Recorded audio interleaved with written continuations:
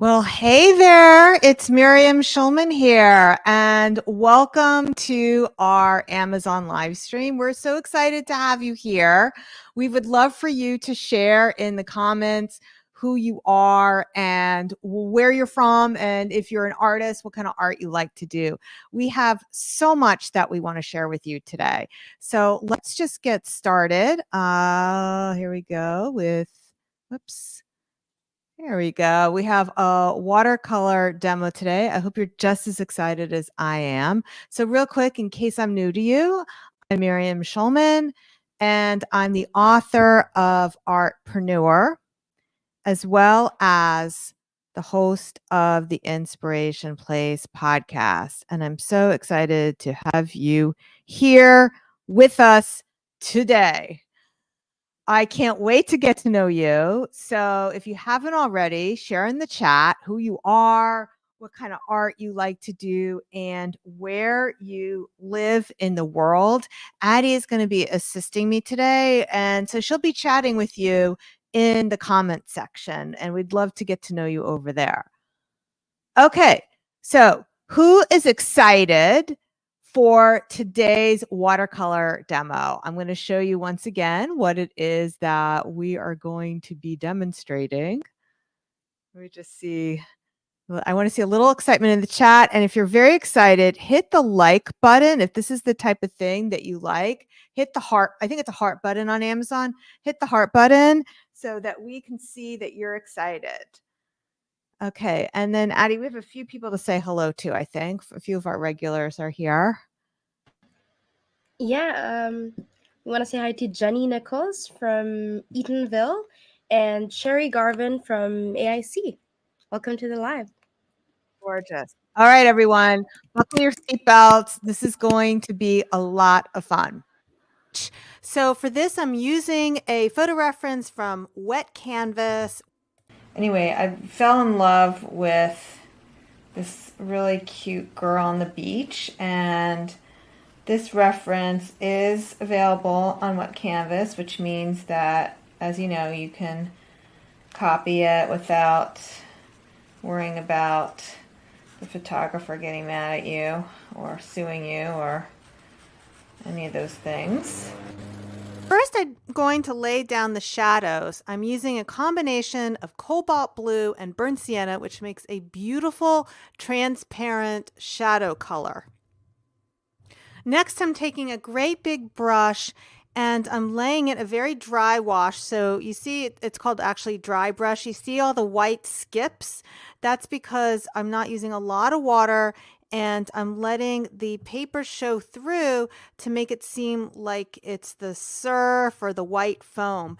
And I'm using a color combination of ultramarine blue and cadmium orange. So it's giving this kind of a greenish color to my ocean, which is exactly what I wanted. This is the look of the ocean when it's really close to where the surf is and you can see the sand right through it. Next, I'm using the masking fluid and I'm using it with a tool called the mask pen. And then I'm also using it to put in the highlights of the girl's hair, because what I want to do is I am going to paint brown hair, but I want the effect of light hitting off of the strands of hair. Now the mask pen has this very fine nib that allows you to get really precise control with your masking fluid.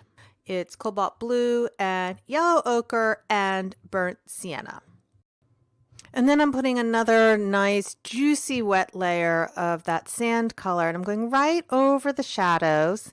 And what I'm going to do is, while it's still damp, I'm going to grab some of the kosher salt and sprinkle it right on top of where I want the sand so that it'll separate and bloom and add all kinds of texture. Now I'm just blotting it with a paper towel because that adds additional texture and it also helps it dry faster since I'm just really impatient. Now what I want you to notice is, first of all, the other part of the ocean that used to seem very yellow has kind of dried and it's not quite as greenish anymore. What I'm doing down here in the surf is I'm adding a little bit of cobalt turquoise, which is probably not a color a lot of you have. And you could probably fake it yourself either by mixing cerulean blue with a little phthalo green, or another color that works beautifully in oceans is viridian green. And then notice how I'm using a very gentle touch and I'm leaving a lot of the other colors showing through, and that is how I create the effect of having an ocean. Now I'm taking my credit card or your hotel card or your library card or whatever frequent shopper plastic card thing you have, and I'm scraping all the salt off, and it's leaving a really nice sand pattern. Very pleased with the way that came out this time. So now what I'm going to do is remove all the masking fluid.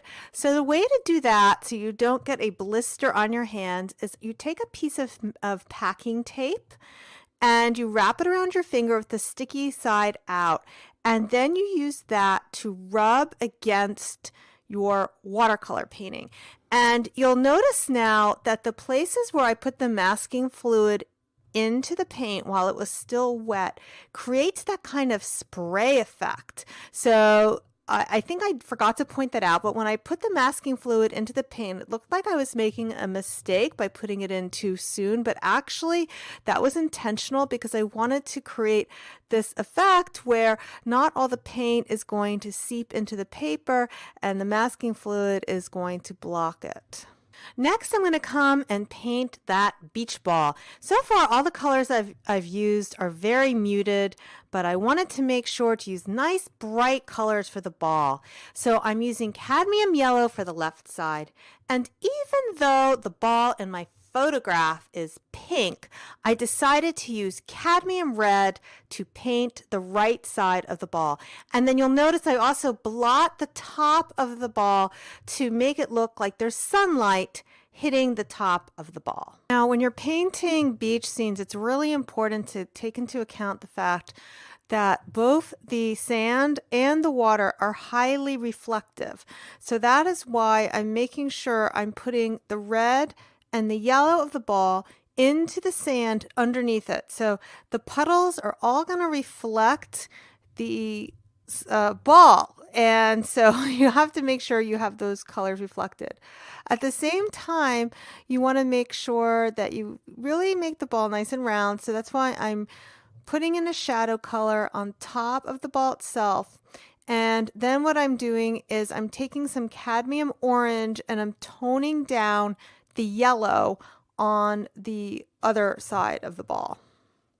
And then, because I really like to have lots of contrast in my painting, I'm re-emphasizing all the shadows with a mixture of cobalt blue and burnt sienna, which is the same color I started off with. I just want to make the shadows a little bit deeper. And a few more touches of cobalt turquoise because it's pretty. The flesh tone, I'm using the cadmium red with a touch of cadmium yellow, and I'm mixing it quite dark because she is in silhouette. It does dry lighter, as all watercolor, as you will experience, does dry lighter than when you first put it down, so I'm taking that into consideration.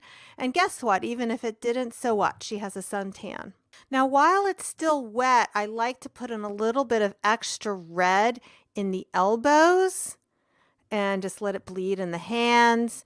And then you'll also see me do that on the feet. While everything's still wet, you can use a tissue to blot the flesh and make it look like there's sun hitting it. So this is another way to make light and shadow. And you see I did that with the arms and I did that with the feet. So it makes it look like the skirt is casting a shadow and the feet and the backs, the fronts of the arms are in the sun. For the hair, once again, I changed the color of the bow to cadmium red because I wanted it to match the ball, so that gives it color harmony. And for the hair, I am starting with cadmium yellow because it's going to be blonde hair, but in shadow.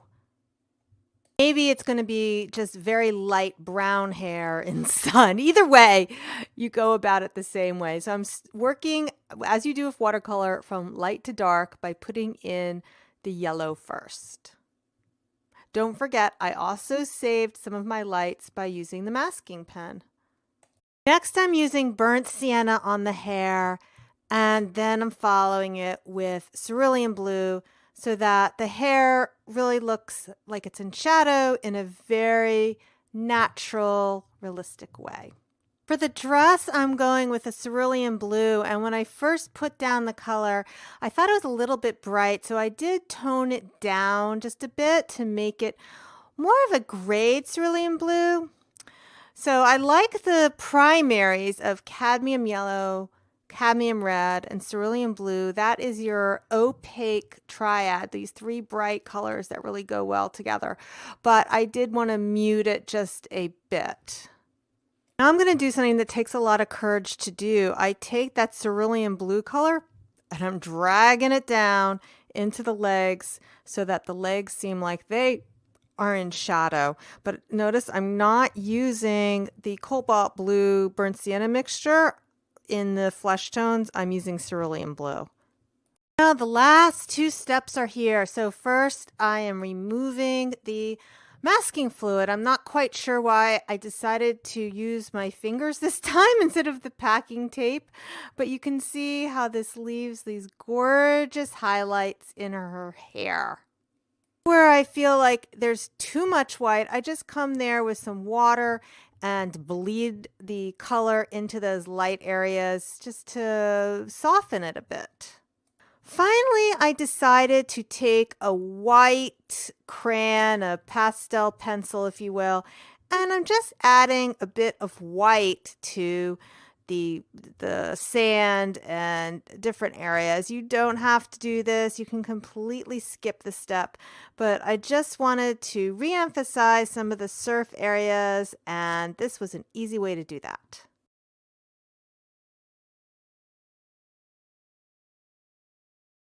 Okay. All right. So, by the way, Addie, we are no longer live on Amazon. Apparently, we exceeded the limit on pre-recorded content. Yeah, I was gonna send you a message.